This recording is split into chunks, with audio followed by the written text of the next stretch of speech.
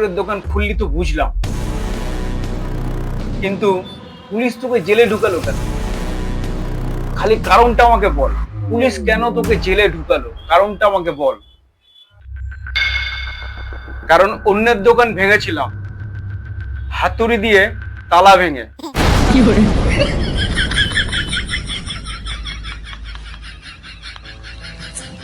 ভাই আমাদের বন্ধুত্বের ব্রেকআপ, চলে গেলাম ভাই, চলে গেলাম।